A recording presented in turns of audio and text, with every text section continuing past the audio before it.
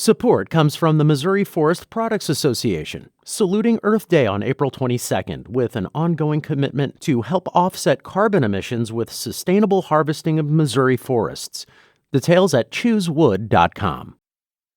From St. Louis Public Radio. This is St. Louis on the Air. I'm Elaine Cha.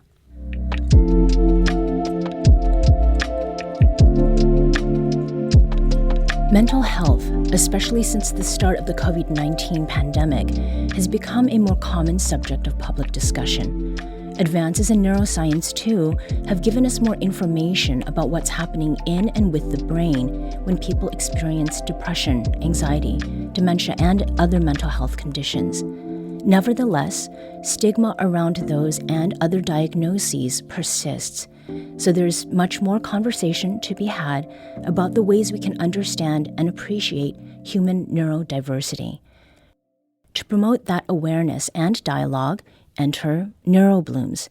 It's a community art exhibition on Cherokee Street in South St. Louis that makes neurodiversity literally visible. Here to talk with us about how Neuro Blooms does that are Con Christeson, co-founder and managing artist for the community collaborative of Red Chair Studios on Cherokee Street. Welcome. Thank you. And Bonita Owen, artist, school bus driver, and art therapy graduate student at Southern Illinois University, Edwardsville. Thanks so much for being here. Thank you. Con, what are Neuro Blooms and what do they look like? So the Neuro Blooms that you will see in the windows on Cherokee Street are giant stickers. And they are images of actual PET scans that are representative of different mental health conditions that range from depression and anxiety to schizophrenia.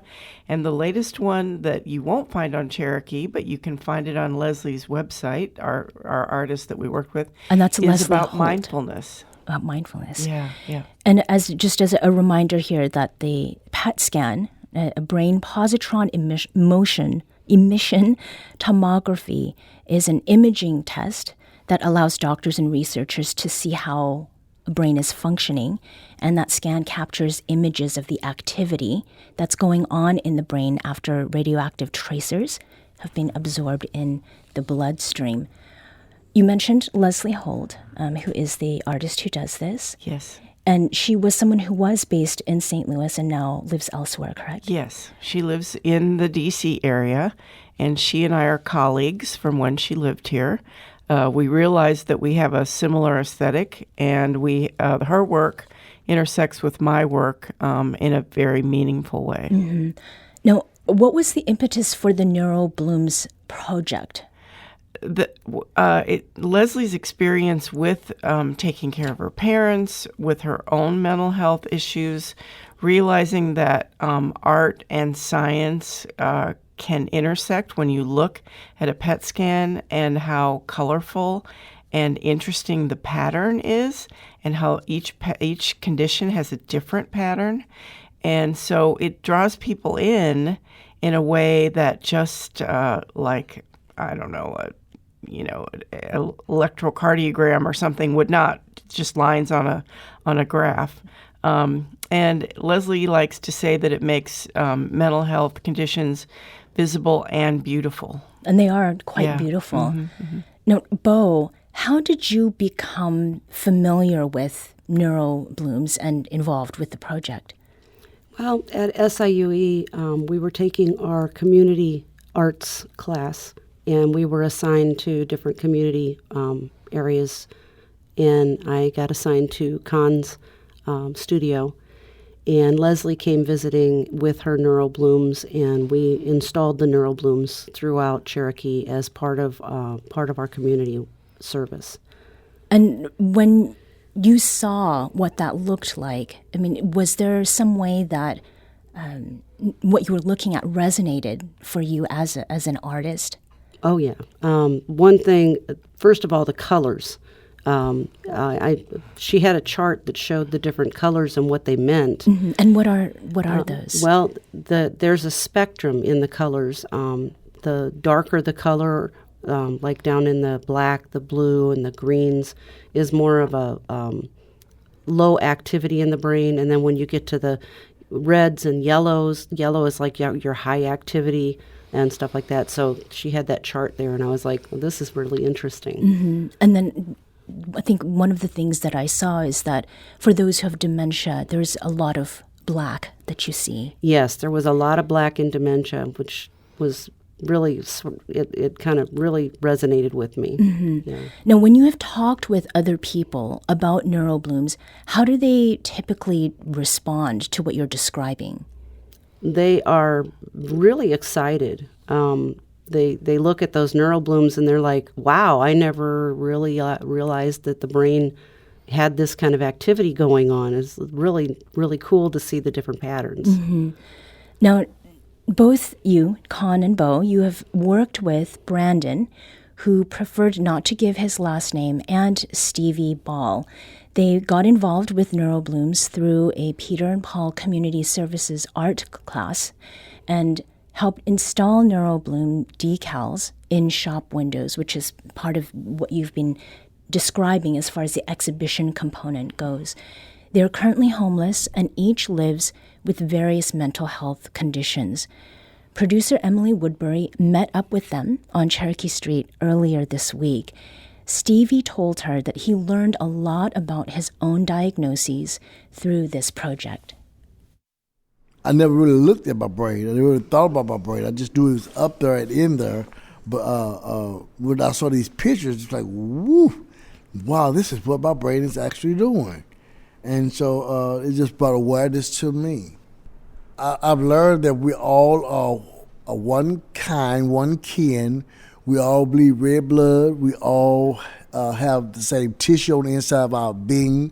And we're all connected in one way or the other. And I just love it. We just connect. Brandon said that as he was installing the decals, he had conversations with community members and business owners about how relatable the Neuro Blooms project is and how mental health conditions affect so many of us. And yet, there is still stigma.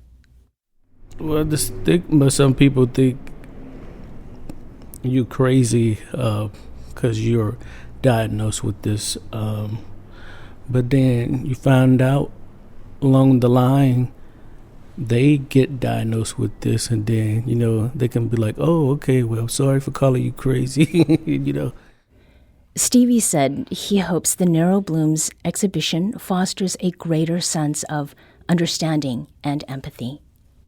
Be aware of what you don't know, and because everyone is affected by this type of dilemma.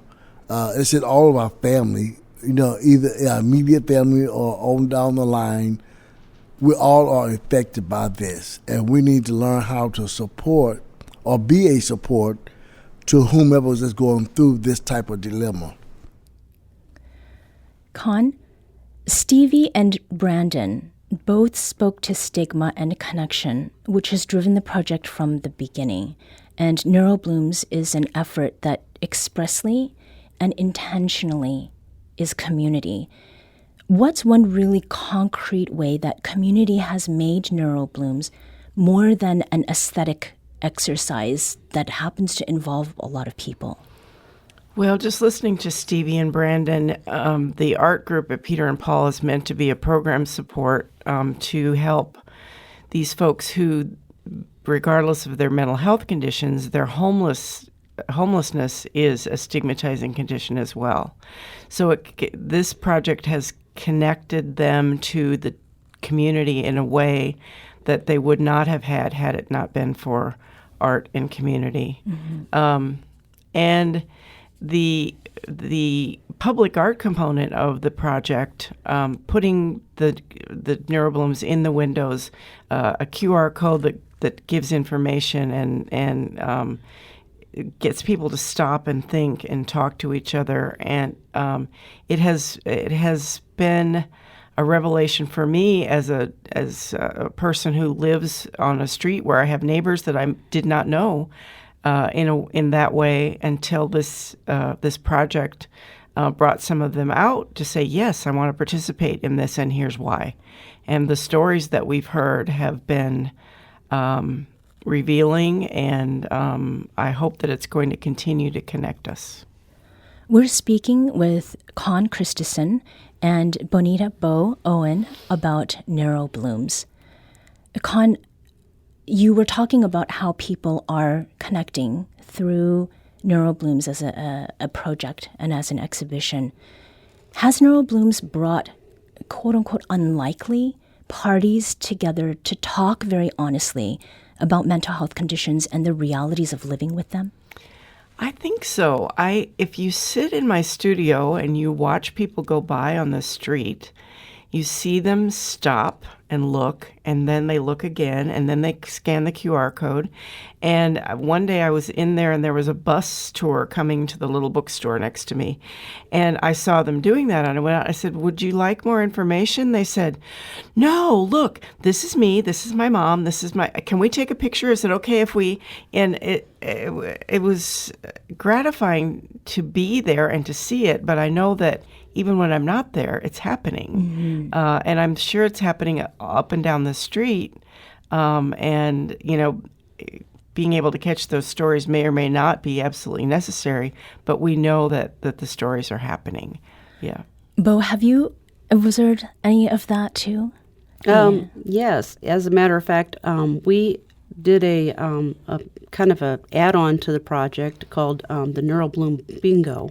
And we did that during the, the print bazaar. And that was recently, right? Very recently. Okay. And we handed out these cards for them to go up and down Cherokee Street and identify the Neuro Blooms and get more information. And they were very excited about it. And many of them were saying, I'm wanting to find out more about this because my family member has this condition or that condition. And we actually asked them, what was your reason for wanting to do the bingo? And they said, well, I either work in a profession where I'm working with people like this, or I have a family member, and there was connection there in a lot of places. So there's great relatability. Mm-hmm. And clearly you are not only incorporating technology, but gamifying in a way that draws more curiosity. Do you have a Neuro Bloom of your own, Bo? Oh, yes. Okay, tell me what that looks like. Well, actually, I got a couple of them because I have a couple of different mental conditions that I deal with. I have bipolar and I have PTSD, and the bipolar has it's got a lot of different activity in different areas. But then there's some calm areas in the brain where you can see the blues and the greens. But I was actually quite surprised to see how much yellow and red was going on in the Neuro Bloom. And what does the yellow and red indicate? High activity. High activity. Well, and I think it's worth noting, too, that a scan at one time may not necessarily reflect what a scan at another time may show. Mm-hmm. Where do you keep these blooms? Well, I've got some stickers that I put on my laptop. And of course, that means that they're available all the time for people to see. Great. And you are a graduate student as well as an artist. Mm-hmm. What have you learned through your involvement with Neuro Blooms that speaks directly to those facets of what you do and what you want to do in the future? Well, I'm studying to be an art therapist, and learning more about how the brain works is part of being an art therapist, because I'm going to be working in counseling with people of all different types of situations. And learning about how the brain acts kind of helps me understand, why I have a client that might have some difficulties in one area and not in another, and that they may have strengths in one area and not in another. And the brain scans kind of show me that activity as to why that might happen. We mentioned earlier that you met Stevie Ball, both you, Bo and Con, through an art class provided by Peter and Paul Community Services, which works with Cherokee Street residents without homes. I'd like to play one more soundbite from Stevie, who shared with us that he's grateful for the opportunity to reconnect with art and creation. I just like it. I always have loved art, and I just thought I'd never get back into art. And then when Con come along, I said, "Oh, there it is. I got to pick it back up." But anyway, I just love art, period. Art is so fun, and art is life. For real, for real. Art is life. So clearly, Stevie derives joy from this project. So there's been a blooming of joy, so to speak, along with a growth in awareness about the way mental health diagnoses look in the brain and across human experience. So, Bo, you smiled as you heard Stevie. If you could assign a color to the part of your brain that lit up with Stevie's laughter, what would it be? I would say probably orange or red. Mm-hmm. Yeah. And how about you, Con? You know, working with people who are unhoused, homeless, in transition from homelessness or whatever, as an artist, my job is just to show up and to provide a place where people can just be and engage in a process that's creative. So I think the blues and the greens would be maybe what would show up for me if I'm actually being present and allowing what we do to be something that we do together. So I'm doing it with people, not for them. Con Christeson, co-founder and managing artist for the Community Collaborative of Red Chair Studios on Cherokee Street, and Bonita Bo Owen, artist, school bus driver, and art therapy graduate student at Southern Illinois University, Edwardsville. Thank you both for joining us today. Thank you. Thank you.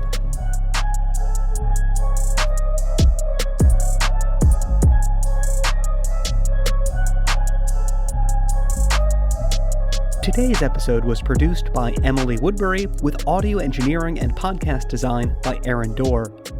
Our production intern is Avery Rogers. Our executive producer is Alex Hoyer. St. Louis on the Air is a production of St. Louis Public Radio. Understanding starts here. Our podcast proudly supports St. Louis artists by using music from Life Creative Group. Do you find yourself regularly listening to episodes of St. Louis on the Air? Suggest us to a friend you think might enjoy our conversations, and leave us a review and rating on Apple Podcasts on the App Store. It's the simplest way to help people discover our show. Thank you. St. Louis Public Radio is a member-supported service of the University of Missouri St. Louis.